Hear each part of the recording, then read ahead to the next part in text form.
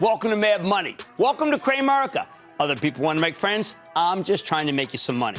Mad Money is a finance television program that has been running for 17 years on CNBC and is hosted by this man, Jim Cramer. Hey, I'm Cramer. Welcome to Mad Money.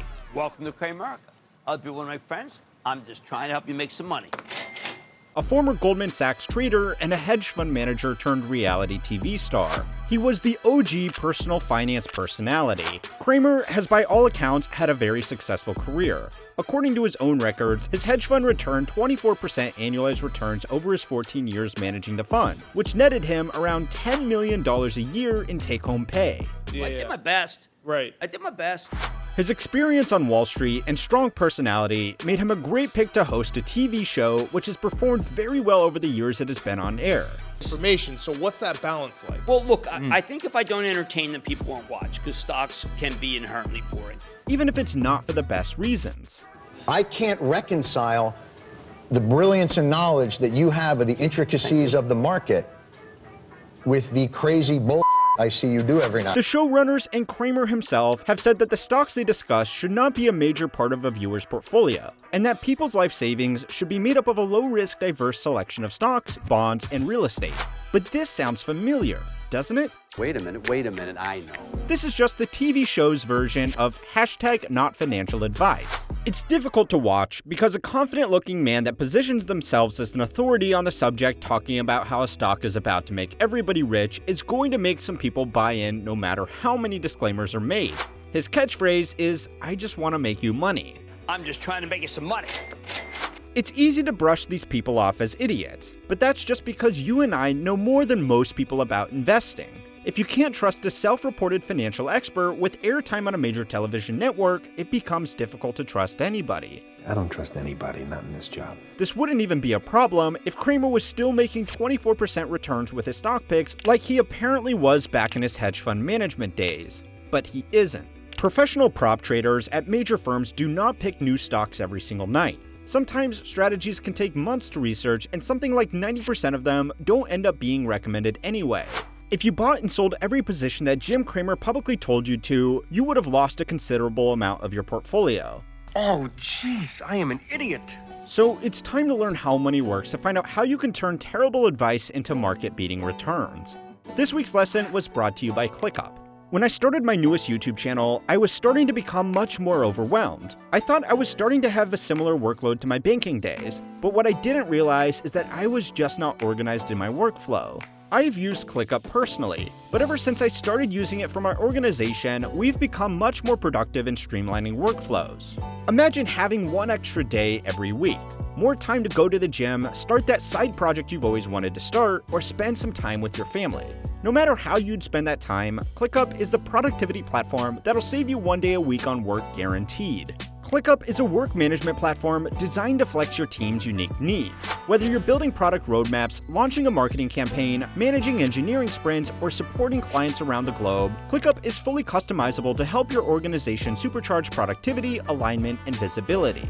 I've started to use ClickUp with my team, and it has saved us so much time and allowed us to create content at a faster pace. To get started, use the link in the description and use code HMW to get 15% off ClickUp's massive unlimited plan for a year, meaning you can start reclaiming your time for under $5 a month. Join the more than 800,000 highly productive teams using ClickUp today. An exchange-traded fund, or ETF, is an investment product that lists units on a public securities exchange. Investors can buy units of these funds in exactly the same way as they would buy company shares. The most well-known of these exchange-traded funds are products like Vanguard or BlackRock's market indexes, which buy and hold a broad selection of companies so that people can diversify their portfolio easily without the need to spend millions of dollars on buying thousands of stocks at one time.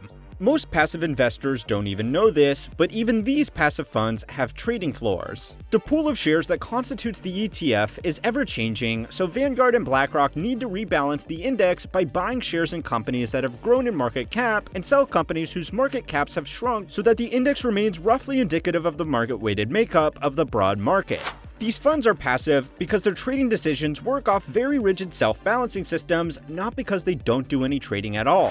But buying and selling low is the opposite of good investing, which is why people like Michael Burry have warned against totally passive funds because they hurt the process of fair price discovery. Other ETFs are actively managed, which means financial professionals or advanced algorithms will make decisions on what to buy and sell in the hopes of outperforming the market. Because of the extra work that goes into managing these funds, they typically charge higher fees, which can eat into an investor's return over time.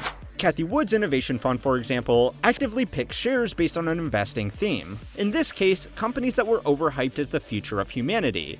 The next big thing. But actively managed ETFs can really do anything as long as they comply with the regulations of the exchange they are being listed on. Total Capital Management has taken advantage of this in the past to create ETFs which aim to do the opposite of other funds that they believe were overhyped. In response to ARK Invest's Innovation ETF, which delivered 588% returns over the 5 years between 2016 and 2021, Total created the Anti-ARK ETF, which went short on every position that ARK Invest was long on. Short ARK had the ticker SARK and rebalanced its position daily using swaps instead of regular short positions. You don't need to understand swaps or even shorts to get the basics of what this ETF did. If the ARK ETF went up by 1% on a given day of trading, the short ARK ETF would go down by 1% on the same day. The cynical geniuses who prey on investors in the form of ETFs have come up with a way to bet against Cathie Wood herself. It's called the Total Capital Short Innovation ETF. Its symbol is SARK, S-A-R-K, and it literally shorts whatever Cathie goes long. Using swaps is not an exact science, and there are other risks, which means this isn't a perfect one-to-one relationship, but it's normally pretty good on a daily basis. The problem with betting a stock will go down is that your maximum upside potentially if that stock goes to zero is 100%, but your maximum risk is practically infinite because the stock could go full GameStop and rapidly increase in price. Just a doubling of a stock's value makes a short position go to zero, so shorting the ARK Innovation ETF was a ballsy move after it returned 588% over 5 years. That was the next benefit of using daily adjusted swaps. It only mattered what it did on a day-to-day basis, and the fund could still exist if the ARK ETF went up by 100% in a year, as long as new investors wanted to get in. The short ARK ETF only tracked the movement of the ARK ETF during the trading day. Between trading days, its price could be affected by new investors buying into the managed fund and the volatility premium of the swaps. Even if the ARK ETF traded flat, the short ARK ETF would slowly lose money if the market moved around too much. If you are confused, don't worry, because this financial product wasn't made for you. It was made for sophisticated day traders who wanted short exposure to high-growth innovation companies, but didn't live in jurisdictions that allowed options trading or short trading. It says so right on Total Capital's website. It was absolutely not the intention of the creators of this ETF for it to be some YOLO diamond hands investment, which meant that, of course, a whole bunch of Wall Street bets types jumped on it and rode away. ARK has lost 66% of its value this year, and Spark is up over 85% and now has over $200 million in assets under management. Sometimes financial markets are just dumb. Total must have seen the popularity of their inverse ETF because they have doubled down on the meme factor by creating an easy way for people to bet their life savings on Jim Cramer without needing to watch his show. On Twitter all the time from retail guys who are saying thank you. You know, SARK is the only thing in my portfolio that's green. You know, you saved my year, you saved my quarter. The short and long Jim ETFs are much more simple than the short ARK fund, one might assume, so that it's even more appealing to unsophisticated investors, but that's just a hunch. The long Jim fund will make the exact opposite trades as the short Jim fund, and they will have the tickers LGIM and SGIM.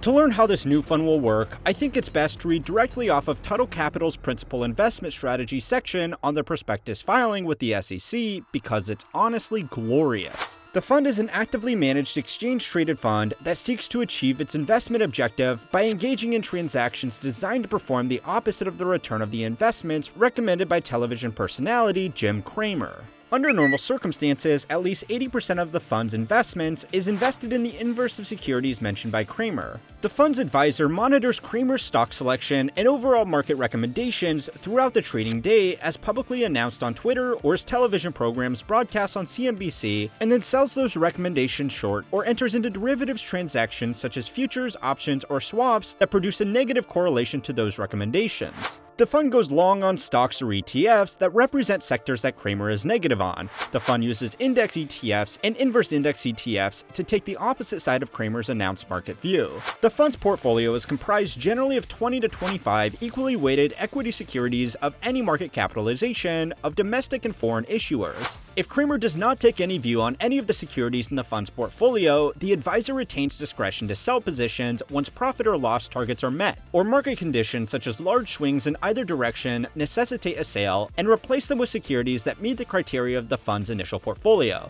Under normal circumstances, the fund will hold positions no longer than a week, but could hold positions longer if Cramer continues to have a contrary opinion. The advisor has discretion to not transact in equity securities mentioned by Cramer or engage in related transactions if such securities or transactions are 1. Not well suited for ETFs, 2. Have an excessive level of risk, 3. Are illiquid, or 4. Negatively impact the fund's ability to meet IRS and Investment Company Act of 1940 diversification requirements. In addition, the advisor has discretion to determine whether Cramer's statements about any given equity security is in fact an investment recommendation, and thus ineligible for inclusion in the fund's portfolio. I have read a lot of prospective filings in my time, and this is just truly hilarious. The thought of some stiff at the SEC needing to read this just makes me happy in a way I cannot express. If you didn't catch all of that, this ETF will hold 20 to 25 stocks or other ETFs at a time. If Cramer says Coca-Cola is a good buy, the fund will short Coca-Cola. If Cramer says social media is a bubble that's going to pop, then the fund will buy an ETF that tracks social media companies. The fund will normally sell these positions after a week to make room for new suggestions by Cramer, who tends to talk about roughly 20 companies a week between his various media appearances. The fund also reserves the right to ignore Cramer if he is talking about a stock or industry that is too risky to get involved in, like non-public companies. It's pretty simple, but will it make you rich? Well, it's hard to work backwards because this is an imprecise strategy. Cramer does have a large audience, which means when he mentions that a stock is a strong buy or sell, the market tends to move that way the following day, especially when he is talking about smaller companies with more easily influenced prices. If you really wanted to get rich, the best strategy would be to find out what stocks Cramer was going to talk about that night and do what he is going to tell his audience to do and then sell it at the end of the next trading day. If you had insider knowledge, you would have generated returns of 555% in 2021. Which would make you the god of Wall Street and also land you in federal prison for stock manipulation and insider trading. The inverse position in the short Cramer ETF is going to be entered into the day after Cramer makes his recommendation during the buying or selling rush. Typically, this buying or selling frenzy cools off rapidly as Cramer's audience forgets about his suggestions and pulls out of their position to put their money into his next buy or sell suggestion. The decision to close positions after a week was no accident. It's the right amount of time to basically do the exact opposite of the average Cramer viewer and make money off them. That's why I hate those sector ETFs. I'd rather own the best than a mix of the best and mediocre the worst. Looking back, estimates go as high as this fund returning 100% in 2021 based off Cramer's picks, although that is extremely unlikely to be repeated in the long term.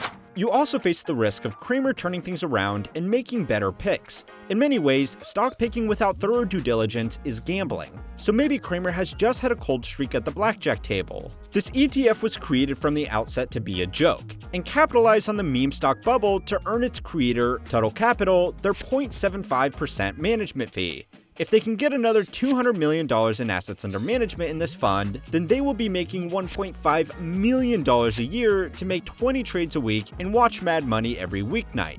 Now come to think of it, they really will be earning that money. If you want to learn about another man who had his finger on a big red button, go and watch my video on how history works to find out about a guy who literally saved the world and was then almost put in prison for it. A big thanks again to ClickUp for making it possible for everybody to keep on learning how money works. Right here, right now, I think this thing could even go as high as a don't buy! Don't buy! Huh? Mom, did you see that? Don't buy blues! You build a house that's good, people are going to want to come.